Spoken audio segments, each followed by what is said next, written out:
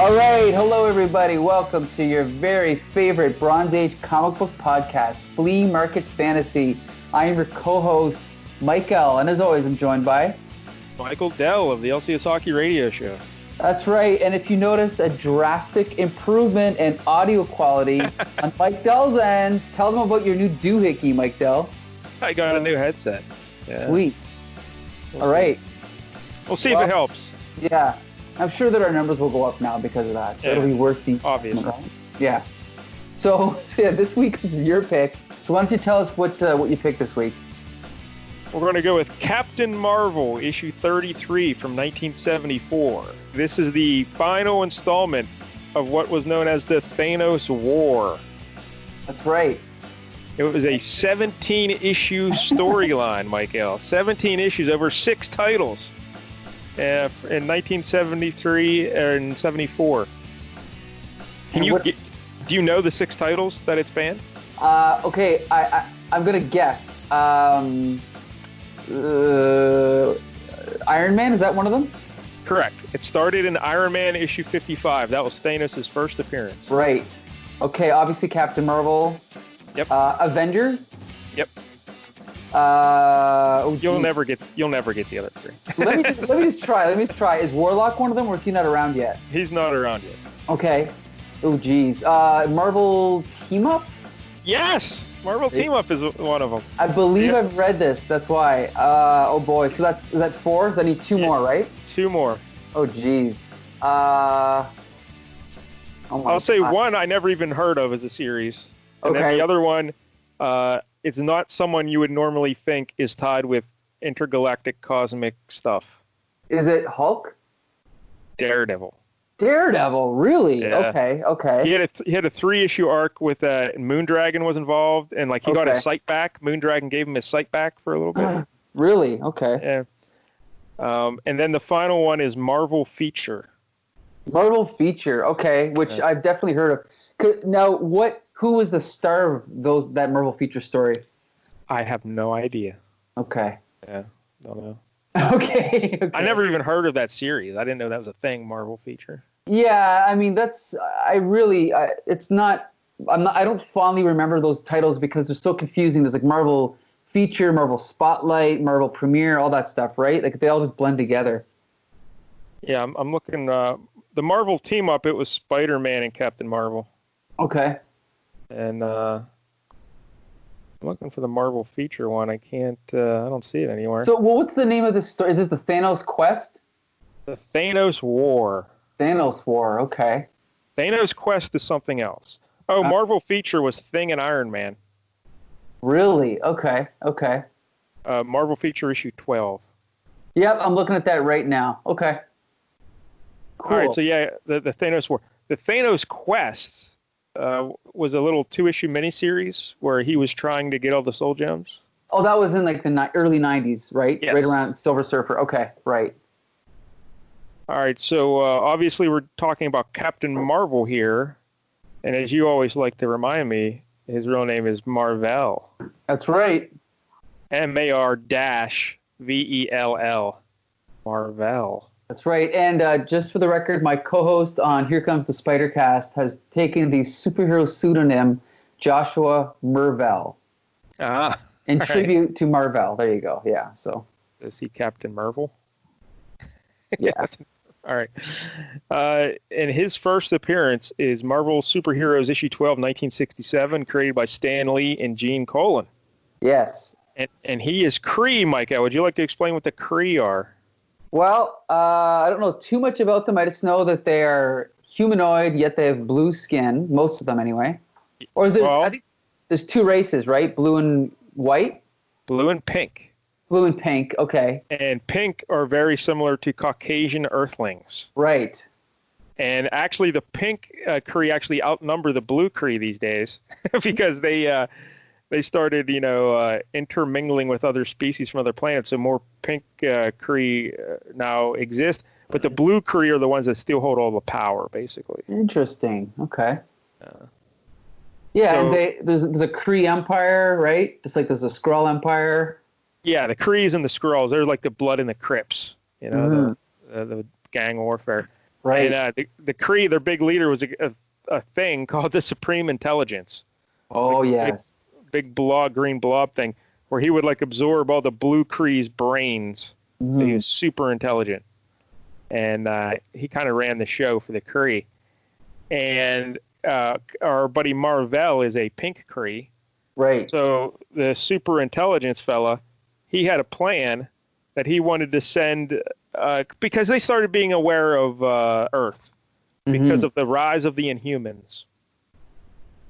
And the Inhumans were like an offshoot of ancient Kree people that settled on Earth or something, I don't know. But they sprung from the Kree, basically, the Inhumans. And this super intelligence guy, he's like, hey, I've already absorbed all the blue Kree brains. You know, I got all their intelligence, but I'm running out of blue Kree. We need more intelligence. Hey, those Inhumans, they're probably something. We need to go get those Inhumans and keep an eye on them. So he wanted to send a spy to Earth. And that spy was our buddy Mar-VELL, who was part of the Kree space fleet. Yeah. Captain, I think, in that Kree space fleet. So he sent him to Earth. And I guess two other names we need to know. Una, U-N-A, Una, not to be confused with Uma. She was like his love interest in Kree back there. And then he had a rival named Yon-Rogg. Right. And it was like a love triangle of sorts. And Yon-Rogg was always trying to get Mar-VELL in trouble. Right, played by Jude Law in the film, which I don't think you've seen, right? Oh, no, I have not seen the lady Captain Marvel. Okay. So just for the record, so listeners know, they recast Mar-VELL in the film as a female, and she was played by Annette Bening. So that is supposed to be this Captain Marvel. What? Yeah. I think it's ridiculous. I don't know. Why would you do that? I have no idea. So he gets sent to Earth, and he poses as Dr. Walter Lawson. Right. This Walter Lawson, was on his way to take a new job at Cape Canaveral, and he died in an auto accident. And Mar-VELL says, hey, that guy looks like me. I'm going to take his place. So he shows up at Cape Canaveral, and he takes Dr. Walter Lawson's place, and that's where he meets Carol Danvers. Right. Who was the security chief at Cape Canaveral. Right. And they fell in love. And you know what happens to her later, right? Yes. Carol Danvers becomes Miss Marvel. Ms. Yeah, Ms. MS, period. And then later, Captain Marvel. Yep. And she became Ms. Marvel when Yon-Rogg kidnapped her, and Mar-VELL went to free her, and Yon-Rogg died in an explosion, and she was exposed to Kree radiation, or radiation from a Kree device of some sort. So that's how she got her powers. So there you go. And back in these days, Mike-El, Mar-VELL didn't wear the costume that we'll be seeing in this issue. Right. Would you like to describe what he looked like back then? His original costume, which I actually prefer, was green and white. And basically it was like he had a superhero mask and like a little fin on top. Well, I think it was a helmet, right? Yeah, I guess it was technically, but it's hard to tell because it's drawn with ink. But yeah. And then basically it was like, green kind of like top half of his shirt. And then bottom half was white. And then there was like I'm going from memory here, so pardon me if I'm wrong, because I'm trying to look it up as I describe it. I think there's a little logo on his chest, right, of like a rocket ship or something. No, it's a planet. It's like a planet with a ring around it.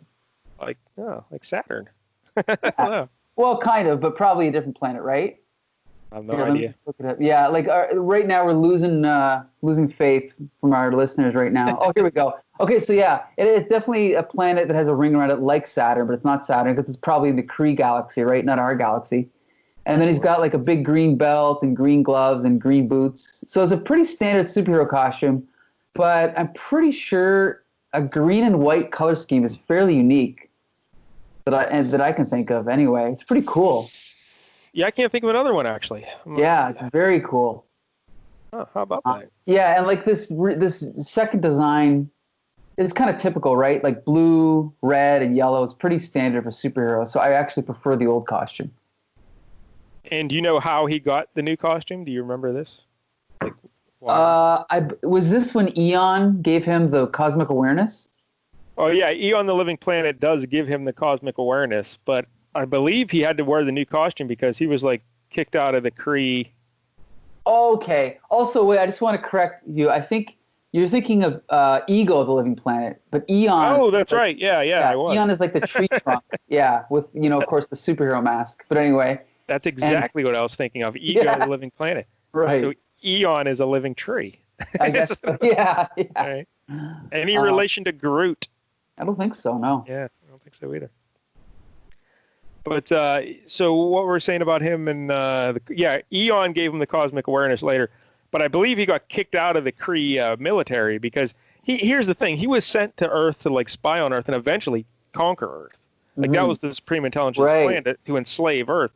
But being a good guy, Mar-VELL, he's like, he wanted to take care of the Earthlings and protect them. So he would do things to make it seem like he was doing what the Supreme Intelligence wanted, but actually he wasn't.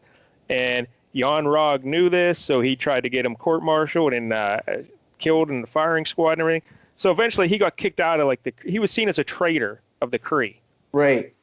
So he gave up because that first costume he wore was like a Kree military outfit, basically. Right. Uniform, yeah. So he got rid of that and he started wearing the other Captain Marvel outfit when he got kicked out or whatever. Right. There you go.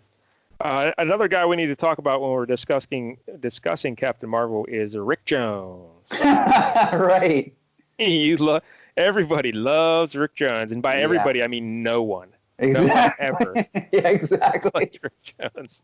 But they just keep bringing him back, eh? We've talked about him before on the show, I think when we did that Hulk issue, but Rick Jones' first appearance was Incredible Hulk 1, and of course he was created by Lee and Kirby.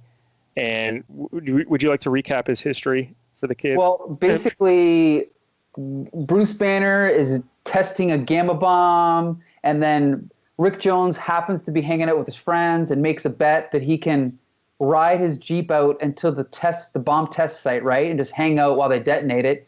Bruce Banner sees him, right? Well, I think it was like a challenge. Him and another kid say, "Yeah, I bet you won't do it, chicken." And he's like, "No, I'll do it." So he did it, yeah. Right. And so Bruce Banner sees him and runs out to save him. And I think he thought that they would stop the countdown, but one of the scientists was actually an evil Soviet spy, right? And he continued the countdown. And so when he ran out, he ran out to the Jeep, pushed Rick Jones into like this little ravine just as the bomb was going off. And so obviously that gamma radiation is what turned Bruce Banner into the Hulk. And it also irradiated Rick Jones so that 300 issues later, he would become the second Green Hulk. Yes. Rick Jones, for such a loathsome character, he is a pivotal guy in Marvel history. He's been all over the place. So he caused the Hulk. And then later, him and his ham radio buddies were monitoring the Hulk's activities, and he sent a distress signal that created the Avengers. Yes, that's right. That's right. Without Rick Jones, there would be no Avengers. And then he started palling around with Captain America. He was basically trying to be Bucky. Right. Like he was a sidekick. Then he tried to join the Avengers, but Captain America told him to hit the bricks. He's done with it. But I guess at the time, that was actually the Red Skull in Captain America's body. Right? Oh, okay. I think that's what it was. And then he teamed up with Captain Mar-VELL. Because what the Supreme Intelligence was trying to find a human that they could mind link with Mar-VELL for some reason. I don't know. And so what happened, though, when they had a very unique relationship, this Rick Jones and Mar-VELL. How did it operate? Basically, if Rick Jones was in our reality and he needed, superhuman intervention, he would use his quantum bands to change places with Captain Marvel, who was existing in a limbo, just doing nothing. The negative zone. He was trapped in the negative zone. Yeah. And then, so that's why.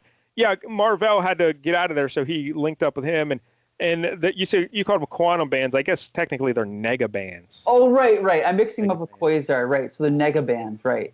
So they would switch spots, and then Rick Jones would be in the negative zone, right? Yeah, and he'd just be chilling, just hanging there. Chilling out, right? So it's kind of like a little bit of a tribute to the original Fawcett Captain Marvel, right? Where Billy Batson would say Shazam and then turn into Captain Marvel. Yeah, kind of. And then it was also kind of reused for Firestorm. You know Firestorm? We talked about Firestorm, right? Yes. Yeah. Where it would be two guys merging into one superhero, and then one would be the body and one would be kind of like the floating head giving advice. So it's a little bit like that. And Mar-VELL could only stay on Earth for 3 hours. Okay.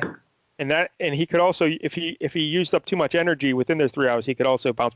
So after 3 hours, or if he got too exhausted, boom, he'd pop back in the negative zone, and Rick Jones would pop back to Earth. Okay. 3 hour time limit. How about that? I'm trying to look what else. I think we've covered all the key points of Mar-VELL, although he did end up dying of lung cancer. Yes. I think he's the only Marvel superhero that stayed dead. Well, did he? Well, there might have been a couple cheats, but officially he's still dead, yeah. But they brought him back a couple times. They resurrected him, I think, to come back. And then he would go. Yeah. Then he would go back away or whatever. But yeah, so whatever. I guess he's dead.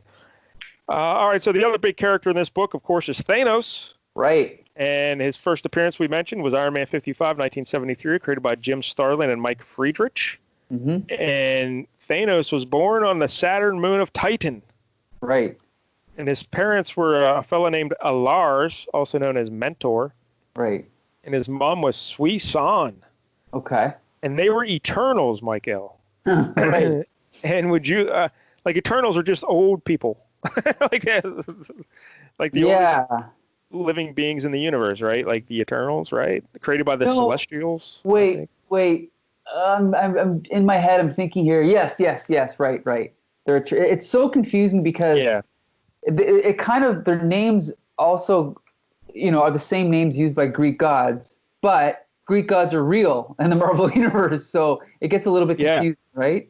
And originally, Thanos's family tree was connected to the Greek gods, and then they retconned it, because originally his dad, Mentor, this Lars fella, was brothers with Zeus, and their father was Kronos, and then like when Kronos died, or Zeus took power and banished Lars, and he went to Titan and gave birth to. So technically, originally they were all connected, but then they retconned it and got rid of that. Gotcha. So there's no connection between the Greek gods, because otherwise Thanos would be like cousins with Thor and.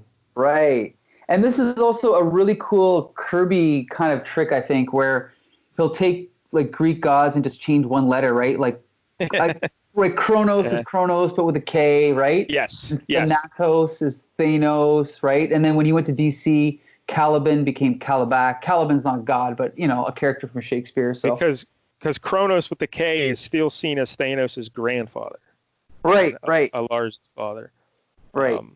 And you mentioned Kirby, and a lot of people think Thanos was ripped off from Darkseid. True, yes. And while that technically it eventually happened, but originally Jim Starlin said he was trying to rip off Kirby and the New Gods, but he was basing Thanos on a fella named begins with an M. Do you know your New Gods? Yes. Wait. Metron or Metro? Is it Metron? Yeah. I have no idea. The flying chair. But I guess he was the skinnier fella, and when Roy Thomas saw the original designs, he said, "Hey, if you're going to rip off the New Gods, rip off the best one, Darkseid. Like make him beef up this Thanos guy, make him bigger, stronger." Really interesting. So that's how we get Thanos.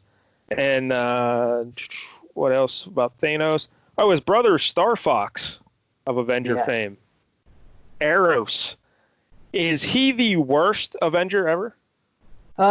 He's up there with Dr. Druid and Gilgamesh for sure. I'm not a fan. But Thanos, his adoptive daughter is Gamora. No blood relation there. Right. Between them. What other family connections to Thanos? I guess his son, eventually he had a son named Thane, right? Yeah.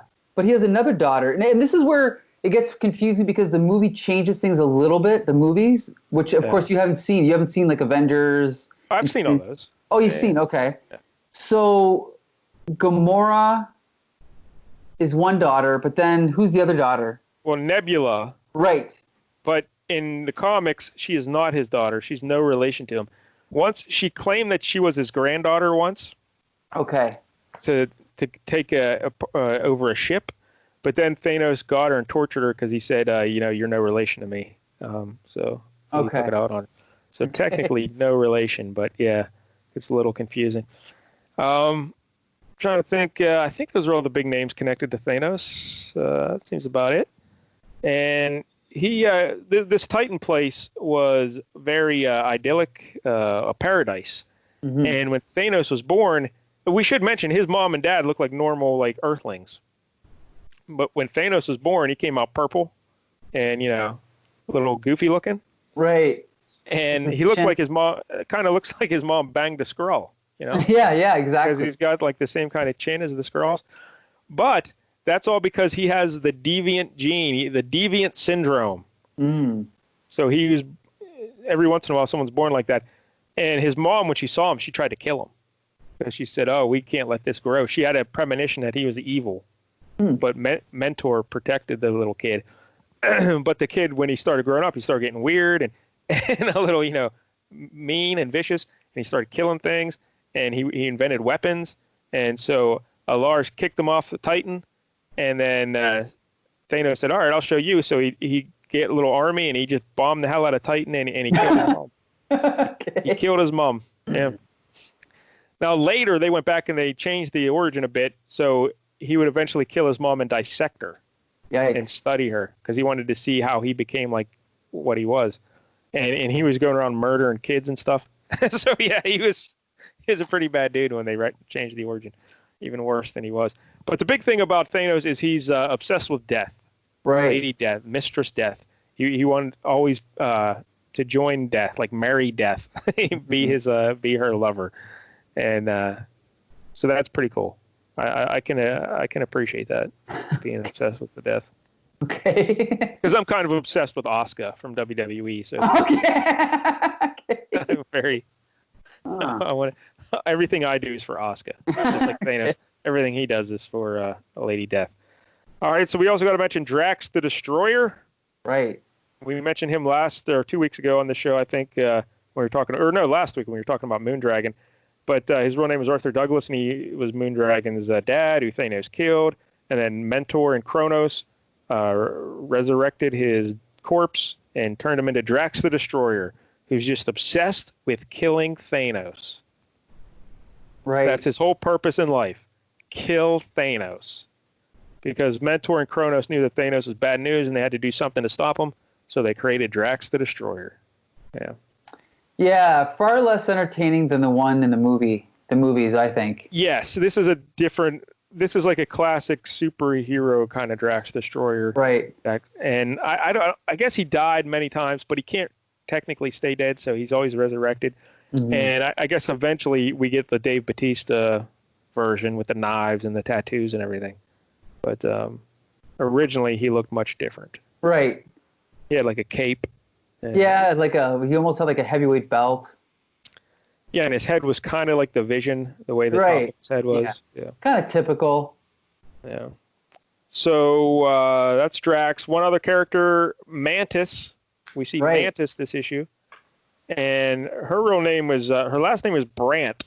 We never get a first name. Her father was Gustav Brandt, who would become Libra and the Zodiac criminal organization. Are you aware of the Zodiac group, Mike-DELL? I believe they're antagonists of the Agents of S.H.I.E.L.D., right? Yep. And her first appearance was The Avengers, issue 112, 1973, created by Steve Englehart and Don Heck. And she was born in Vietnam. Right. And when her father, it's a little convoluted story, but her father left her to be raised by the priests of Pama, which were a secret Cree sect located in Vietnam. And they believed she would become the Celestial Madonna. Mm-hmm. Like, basically, you Catholics out there, the Virgin Mary, basically. that she would give birth to the savior of the universe and all this other stuff. So she was trained in martial arts and she received telepathic powers. When she got involved with the Avengers, she was in a relationship with the Swordsman. And then she was flirting around with Vision. There's a love triangle there with her and the Scarlet Witch and Vision. And then eventually she also had a little thing with Silver Surfer for a while. That's right. Yep. It's Mantis. Now, the interesting thing about Mantis is when she first came in, she had like human skin, normal colored skin, and she had antenna kind of, but it was just a hairstyle that made her look like she had antennas. Ah, okay. But then she like died or something, and it's so convoluted. But there's a race of plant people called the Kotati. Right. And they created after Swordsman died, they created one of their little people made a swordsman out of like plants or something. So she made sweet love to that swordsman to create a plant savior. I don't know. And then she became a plant being as well. So that's why she turned green, and her antenna then became real. I love when superheroes have artificial powers and then they somehow have like an accident or get irradiated, and then they gain those exact powers, but in natural form. I love it. It's the power of positive thinking. They like willed it into existence. So Mantis, she's died a couple of times, and like one time her essence was spread out over the universe, and then each time where her essence went somewhere, like there'd be a physical representation of her. It's very confusing. I don't know.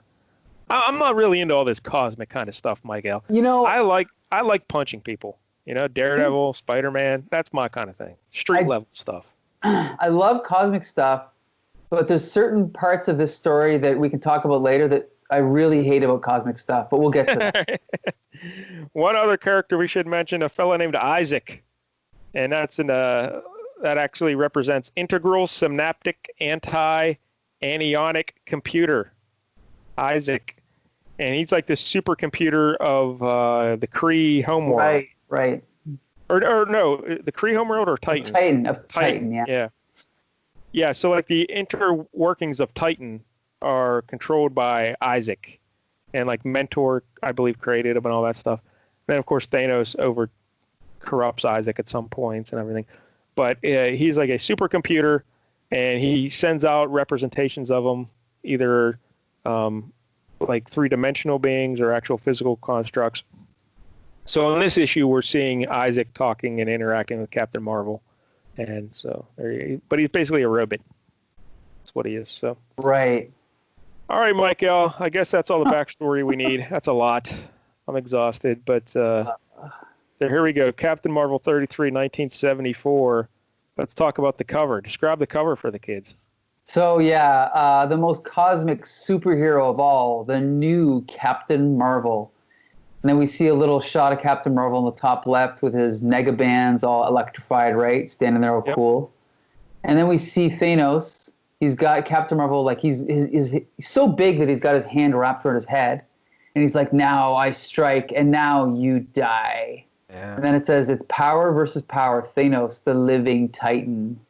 And they're like standing on top of a rooftop, kind of, and Thanos is so big that he's like cracking the ledge there, and Captain Marvel's kind of half hanging off, half flying, I think. It's a pretty cool cover. Yeah, Thanos' outfit's a little different than what we're used to. It's like a lighter blue. Is that just the coloring, or is that how it is? I think it's just a coloring mishap. Right, yeah. I think it's energy around him. Yeah, because throughout the issue, we kind of see his traditional look with the darker blue and orange. Right. So, all right. So then the big splash page here, The God Himself is the title of this book. And it's plotted and drawn by Jim Starlin, and the words were done by Steve Englehart. That's right. Oh, Claus Johnson doing the inks. How about that? You got it. It looks great, I think, yeah. So the big splash page, we see the back of Thanos. Right. And then down low between his legs there in the distance, we see Mar-VELL, Captain Marvel. And it's cool, yeah, because we also see the same scene from a different angle and two big close-ups of their heads in the foreground, right? So that's kind of cool. Yeah, Marvel on the left, Thanos on the right, staring at each other in the eyes. They're about to fight. But then, before they can fight... Yeah, backstory. We get lots of backstory. 1, 2, 3, 3 solid pages of tiny little words giving the backstory of Thanos. Well, in fairness, this is the end of a 17-issue arc over 7 titles. So I guess you have to fill in, or 6 titles. So you have to fill in stuff for people who didn't buy every book along the way. So it is understandable. Yeah. What a perfect, place for us to come in on the last chapter. Yeah. The reason I picked this was I read some list where this was called the best issue of Marvel in 1974. So I'm like, oh, I'll read that. So here we go.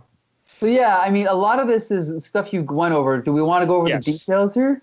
Yeah, basically it just recaps what I said about Thanos growing up on Titan and coming back and bombing the planet and killing his mom, and the creation of Drax the Destroyer, Thanos trying to get him to Earth and taking over Earth, and he gets the Cosmic Cube. That's the big thing, because we talked about the Cosmic Cube a couple episodes ago with Submariner. So he gets the Cosmic Cube, and he basically becomes a godlike being here. Mm-hmm. So Thanos is super powerful when this issue starts, and Captain Marvel's trying to figure out a way to stop him. And Rick Jones had just called Captain Marvel in, the previous issue, I think. So he's coming in to fight Thanos on this rooftop for some reason. And and then we get to a page where it says, "And that's what's going on here!" Big exclamation point. Bam. It's a nice page, nice picture of Thanos and Marvel fighting, but Captain Marvel tries to stab him with a wood plank. Yeah, he tries. I don't know if that's very effective. Let's hit him with a 2x4. Let's hit this godlike being who has the Cosmic Cube with a 2x4. I'm sure that'll work. Hacksaw Jim Duggan. And basically it's just fisticuffs. Yeah. But Thanos, I guess I didn't realize how big he was, but he's at least twice as tall as Captain. He's a very large fella, and I think he weighs 1,000 pounds. Okay. When I looked at his stats. He's something, I forget how tall he is, 7 foot something, 1,000 pounds. I don't know. So he's fighting Mar-VELL here, and Thanos just gives it to him. Just beats the hell out of him. Boom, boom, boom. A lot of ground and pound action. But then he looks up, a spaceship falls out of the sky, Mike-El. Right. And it crashes into a nearby building. And because Thanos, he had a plan all along. He put an armada, looked like it was going to attack Earth. So that caused the Avengers to go up to fight the ships. But that was all his plan, because he wanted to get the Avengers off the Earth for something we'll talk about here in a minute. But I'm a little confused by this ship that just falls to the Earth, because it blows up. It seems like this whole city is empty of people. Yes. That's a problem. But that's kind of one of the problems I have, is that there's so much at stake, but there seems to be, they talk about these things like the universe, the galaxy, but we don't see any of that. We just see 3 people talking, And this spaceship falls into these buildings. There's thousands of people dead right now. Yeah, there should be, right. No police sirens, no. So I don't know if everyone's been evacuated. I don't know. I doubt it. Yeah. So then Thanos disappears, right? Because he's I've got more pressing matters. And then but notice, Mike-El, before he disappears, he puts out the fire raging around Captain Mar-VELL. Ah, right. I'll extinguish this inferno by just willing it and move on. I don't know why. Matters. Why would he do that? Why would he do that? I guess because if he didn't, Marvel would be dead and the book would end. So he just had to put the fire out. And then Captain Marvel wakes up, and there's who's this guy here? That's Isaac. Oh, that's right. That's the computer guy. Okay, the living computer of Titan. And so he's basically kind of rubbing it in that he's got his ass kicked, right? Yeah, he's just kind of taunting Captain Marvel. He's like, hey, if you want, I can play back the video file of you just getting pummeled by Thanos. Would you like to see it? Yeah, right. It's awesome, really. It's really cool. And Marvel's like, no, I'm good. I don't need to see that again. And so, so Isaac points out that this is what, Thanos is all-knowing, all-powerful, since he's drained the Cosmic Cube. Again, this is ridiculous power levels here, but fine, we'll go with it, right? So then now this is where it gets really wonky. So the Avengers return from their space war, but while they were gone, Thanos moved Earth out of the space-time continuum by one heartbeat. Yep. So when they come back, they're out of phase with the Earth. But as we can see, Mantis is not out of phase. Well, Mantis is out of phase, but her mental powers, she can get back to where she was. Like she can project herself mentally to talk to Mar-VELL. And notice how when the Avengers go out of phase, they're like yellow silhouettes with, it looks like a bunch of Lucky Charms in the middle. Yeah, that's true. Yeah. That's a weird special effect. And we got some wonky, really wonky panel designs here, right? It's almost like a spoke with like panels on it. And it's cool. It was kind of cool, but also kind of confusing. So. Yeah, it's very confusing. I think Jim Starlin had mushrooms in his Lucky Charms when he was making this issue, you know? We get to see Moondragon and Mentor. They're talking about the last Kree survivors.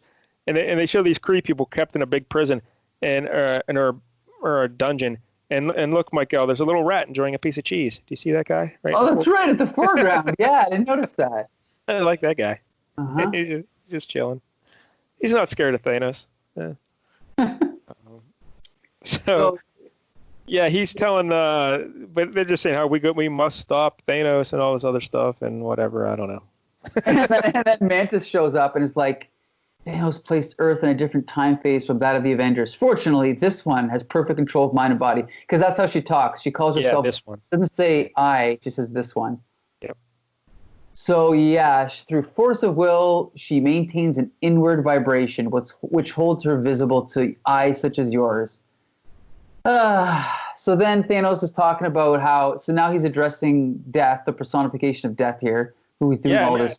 Right. And notice that she's actually a lady, like a good-looking lady. Right. In a purple, because for a while, I'm used to her being like a skeleton in the purple hood. Right. Yeah. But here she's a good-looking lady. Yeah. So then now we have Destroyer flying back in, right? Yeah, Drax the Destroyer. Just at the same time, the Captain Marvel's back, and then we get a big splash page of Drax shooting him, and we see Katoom, a huge sound effect, right? Yeah. I like this, though. I like the, it's a big splash page, right? But it's awesome. Marvel's there on the right, and Drax just hits him with a big energy bolt. Right. That's pretty cool. Good stuff, yeah. And then, this is where it gets really cool. Then we see this fisheye, I guess, lens view of the roof where it's completely curved so that Captain Marvel's on one side, Thanos is in the middle, and Drax is on the other. But it's really hard to describe, but it's a tiny, skinny panel, like a thin panel, but the curve goes outside of the panel and back around to the bottom. It's pretty cool. Yeah, it's like a thin vertical panel, and it's warped like fisheye, like you said. Right. And then, what's his name? Then Thanos becomes basically this disembodied gigantic head shooting lasers at them. Yeah. And then what happens here is, does he do this? He fires a building at. He picks up a building. Yeah. Yep. And just hurls it at them. Yep. Right. And then, of course, Drax smashes it. And this is again, thousands of people falling to the earth. Right. This is Man of Steel by Zack Snyder all of a sudden. And then they fly back down to the roof, and they're hanging out with Mantis. And I don't know what she says. Well, they're all trying to figure out a way to defeat Thanos. Oh, and they have a plan. Because they're like, he tossed aside the Cosmic Cube, making us think that it wasn't important, but we think he's still using it because what does it say here? Thanos. His power has to come from somewhere. Right. So they think it's coming from the cube. He threw the cube aside as if valueless. What better means to divert our attention from it? So they think that he's still using it. So then he's shooting his eye lasers at Captain Mar-VELL. That's another cool panel, though. Yeah, very cool, very cool. And again, we get on page 27, oh my God. On top of the rooftop, reality is warping. Yep. So that it's curving. It's just, this is really cool stuff where like the skyline is like warping in like kind of underneath Captain Mar-VELL. So it's because Thanos is doing this because he overhears, he gets that they're onto him, that they know that the cube's the secret, and the cube is just laying there on like a building roof. Right. So he's trying to like warp reality so Captain Mar-VELL can't get to it. He can't find it. He can't get to it. Right. And so we get cool like lopsided bubbles and crooked panels and whatever, and then he's like, and then I'm trying to read this. He's like, oh yeah, and let's also remember that Eon gave Captain Marvel like cosmic awareness, right? So Captain Marvel's like, the senses Eon triggered in me will lead me to the cube. Twist reality as you will, I won't falter while there's breath left in me. And then Thanos is like, well, then die. And then we see Captain Marvel aging. He's getting older and older. But as he's aging and as he's falling, he does the Captain Kirk karate chop, right? Yep. He just karate chops the cosmic cube, and then boom, and then that's it. We cut to the next page, and that's it. Thanos is gone. He is dead. Yep. And Captain Marvel has won. And the Avengers are back on Earth. Right, and it's not even dialogue. It's just narrated. Right? It's like no more sounds are heard after that one, not for a long time. And we see Captain Marvel talking to Mantis. We see the Avengers are back. We see Drax flying away, and but it says, but yet another feels a deep and desperate ache within his brain. His life is purposeless now, yet he still lives. Right. And Captain Marvel caused that too. Yeah, so Drax the Destroyer is just like, I got nothing to live for. Thanos is dead. Now what do I do? Yeah. Right. Yeah. Right. So he's all sad. And with each victory, there is loss. With each relief, there is regret. Only a few can understand. And to understand is to choose a life with no simple choices. The life of Captain Marvel. And that's how it ends. The end. There it is. The end of the Thanos War. Woo. Oh. How about that? Yeah. Yeah. I'm not sure what to think about that. But... we mentioned it was written by Steve Englehart. We've talked about him many times on the show. Well, at least the dialogue and stuff was Starlin did the plotting. Right. But Englehart, he wrote Captain Marvel's 33 to 46, 74 to 76, and he was also writing the Avengers at this time as well. Okay, yeah. So he was real tied into all this kind of stuff. Well, I mean, the writing here is fine.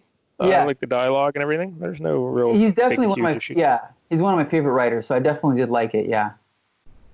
I guess my problem with the story, like we said, it seems like it's just three people fighting on a rooftop, right? And there's no real context for it. There's no real stakes.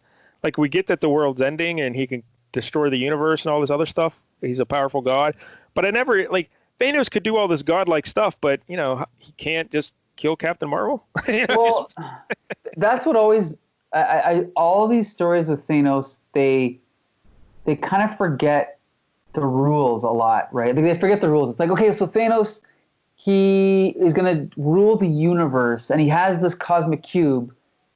But even with that power, it's like you just said, it's like the cube is laying on a rooftop. Why can't he just reach down and grab it or do something simple? Yeah. Here's an idea, Thanos. Why don't you put that cube in your pocket? Right, exactly, right.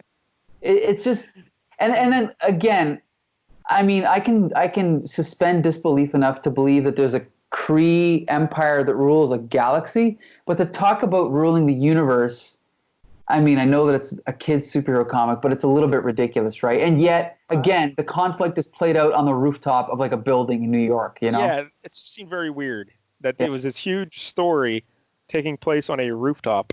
And it just, something about that didn't seem quite right. And the whole, discarding the cosmic cube to distract them from it, that's kind of silly. I mean, you're a godlike being, just protect that cube. Right. It really made no sense. And like we said, there's no people anywhere in this, so it's very weird. He's throwing buildings, but doesn't seem like anyone's dying, or the spaceship falls down. No one seems to care. I don't know. Something was just off about the whole story. Just like a couple notes off. Just wasn't quite right. Mm-hmm. I don't know. Trying to think what other. But I liked the karate chop. Bang. Yeah, I mean, I didn't hate that. It's weird though, again, because you have this dialogue. Then you have this karate chop, and then the last page is just narration. It just feels like an awkward shift in style, but it almost seemed like they were running out of pages. And totally, absolutely, yep. And he's making Marvel age, Mar-VELL or whatever, age so much, so he's this little old man, spindly old man, but he's still strong enough to crack the cosmic cube. Right. Yeah, it's very awkward. But I don't know. That's what I mean. It's like, I think there's a lot of people that, like, I've read obviously Infinity Gauntlet, and a lot of people are like, oh, don't read that. Read the Thanos War. But maybe if I were to sit and reread the whole thing again, it would be better. But it's again, Jim Starlin's very young. He's probably, like we always say, he's probably 14 when he's writing this. I think he was 25. Yeah, but I mean, still young and very creative, but probably just not as disciplined as he was later in life, right? Yes, I think that would be a good way to describe it. Very creative, very imaginative, but right. The actual like notes on storytelling and stuff might be missing. Right, right. So you mentioned Jim Starlin. He was born in 1949 in Detroit, Michigan. That's right. That poor fella, born in Detroit. I've actually met him. He's really cool. Oh, really? Yeah, interviewed him. He was an aviation photographer for the U.S. Navy in Vietnam. Huh. And when he left the Navy, he sold 2 stories to D.C. And he officially joined Marvel in 1972. His first gig was finishing artwork on Amazing Spider-Man 113 and 114. Wow. And then he drew issues 55 and 56 of Iron Man in 1973. And those issues introduced Thanos and Drax. So how about that? His first 2 issues that he drew, that he was in charge of the art, creating the pencils, Thanos. He creates Thanos. Amazing, eh? Yeah. That's pretty impressive. He drew and plotted Captain Marvel's issue 25 to 34 from 73 to 74. In 1974, he co-created Shang-Chi, the Master of Kung Fu, with Steve Englehart. Right. Our old buddy Shang-Chi, who we talked about on the show. In 1975-76, he was the writer and artist of Warlock for issues 9 through 15. And when I think Jim Starlin, I think Thanos, Captain Marvel, and Warlock. Absolutely. I think those are the 3 characters he's most known for. In 1982, he wrote and drew the Marvel graphic novel #1, The Death of Captain Marvel. Yep. So that was the very first Marvel graphic novel. It's good stuff. Good story. From 82 to 86, he was the writer-artist of Dreadstar, issues 1 through 26 for Epic. Yep. And this was the first comic book Epic produced. That's right. Tell the kids what Epic is, Mike-El. It was created by Marvel as a way for creators to own their own stories but still work for Marvel. So there was Dreadstar by Jim Starlin. Oh boy, I don't remember most of the other ones. I think there might have been but there might have been like Gru that might have been one at one point. I think so. Yeah, and then a lot of them, like I think there might have been what was the one by Steve Englehart? Coyote something. I can't remember what it was. Or Todd McFarlane. Yeah, that's right. But basically, it was like the equivalent nowadays would be Marvel has Icon, and DC used to have Vertigo, but they don't have anything right now. But it's a way, I think, to keep the creators happy so that they don't go work for independent publishers or just publish stuff on their own. So that's where you get Dreadstar. And Dreadstar, I haven't read much of it, but it's basically kind of like Star Wars, It's like a mixture of sci-fi and swashbuckling sword and sorcery. So yeah, it was good stuff. And here's something I did not know. In 1985, he and Bernie Wrightson were the producers behind the Heroes for Hope book that raised money for I know that. And all that. Huh. And then in 86, he and Wrightson went to DC and they did Heroes Against Hunger, which is like the same thing for DC. Exactly but I didn't know they were the 2 driving forces behind that, though. Yeah, I had no idea either. Wow. And for those who don't remember Heroes for Hope, it was like a big, like a tag team work. A bunch of artists, a bunch of writers. They each did like 1 or 2 pages in this book featuring the X-Men telling a story. And, and all the profits went to fight hunger in Africa, So, right, yeah. 1987 to 89, Mike-El. He wrote Batman. That's right. That's where I came in on Batman. And let me tell you, it's still my favorite run. Issues 414 to 430, and this included the famous Death in the Family story. Yes. Right? Have you read this stuff? No. It's excellent. 1990, he did the Thanos Quest miniseries we mentioned before, 2 issues. Thanos trying to get the soul gems.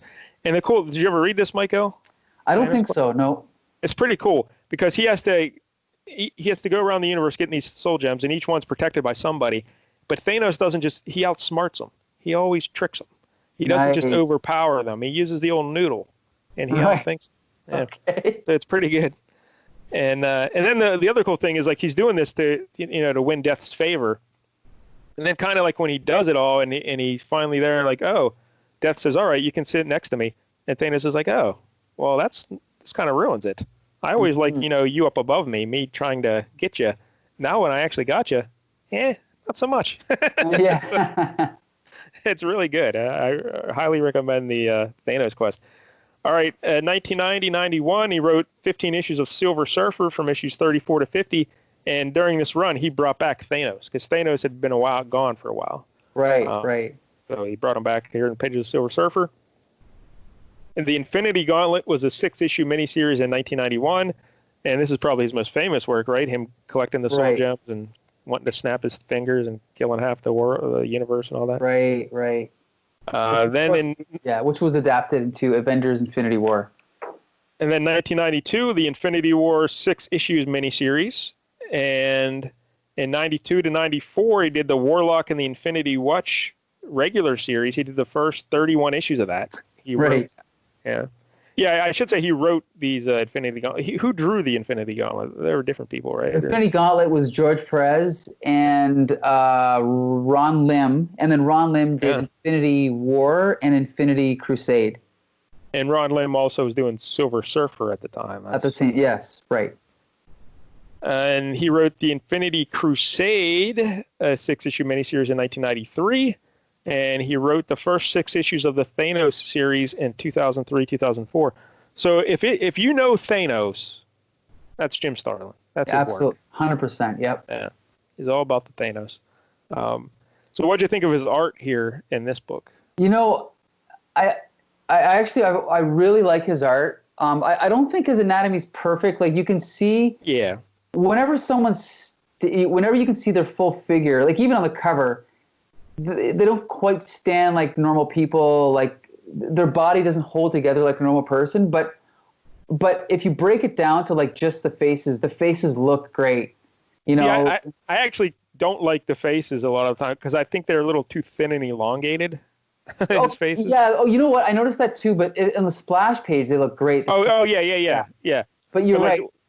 Throughout the issue, like you'll see faces. There's the proportions are off. Yeah. But, I think it goes back to that thing where it's inconsistent. Like like the heads will be different proportions. Like the arms will be wrong sometimes. But I think I know that he's not the inker, but I know that he is capable of he probably gave really detailed pencil work, and so everything just looks so polished, And I didn't realize until I was older that I think a lot of George Perez's style comes from Jim Starlin's work on here, but also on Warlock.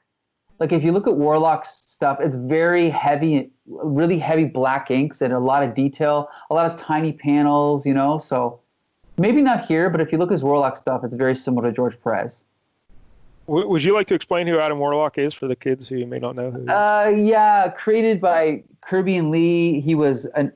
I think he was an artificial person grown like a cocoon. Yep. And then he's one of those guys where then he was kind of rebooted by Roy Thomas into sort of like a Christ-like figure, right? Yep, that is correct. Right, and then sort of rebooted again by Jim Starlin, and then basically it became this really cool, vehicle. I think actually Starlin was more responsible for the Christ-like stuff. Maybe I'm thinking of, I think you're right. I think Roy Thomas rebooted Captain Marvel. You're right. I don't think it had anything to do with Warlock. It was probably all... because Starlin, he liked to explore things about death and reality and existence, and those are all kind of big themes for his work. So, right. He's basically... unfortunately, Adam Warlock was kind of the protagonist of Infinity Gauntlet, but he was obviously left out of the movies. And so, they got to completely change that part of it. But... very cool character, and those classic Warlock stories by Jim Starlin are just great. So I highly recommend them. And again, when we were talking about Starlin's art here, keep in mind, again, this is he'd only done 4 issues before this. You know what I mean? Right. Like he finished the 2 Spider-Man issues, he did the 2 Iron Man issues, and then he did this Captain Marvel run. So this is very early in his career. So it's definitely flawed, but you can see he's talented and creative. Oh, yeah, absolutely. And then there are some panels in here that are great, the ones with Thanos getting shot by Drax, and a couple of the, like you mentioned, those warped panels.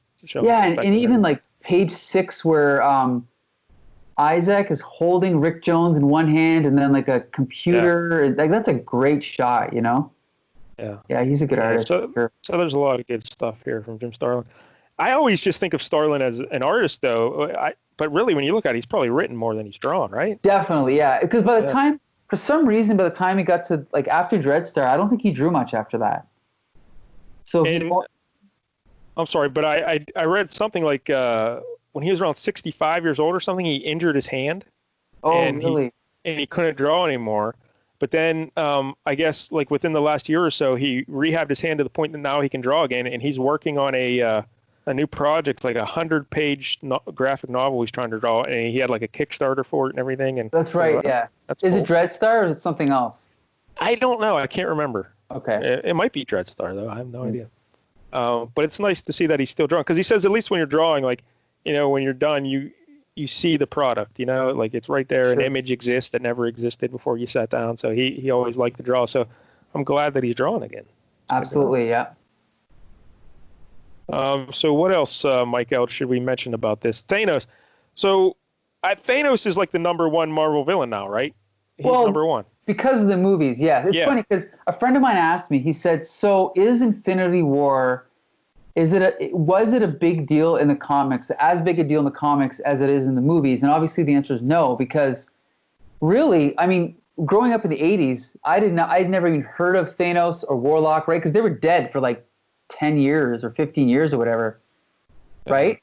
And so they were out of there for a while, yeah. Right, yeah. So they're really from the 70s to the 90s, they were only important to like Captain Marvel, Warlock, and maybe a little Silver Surfer, and obviously the Avengers, but not overly important.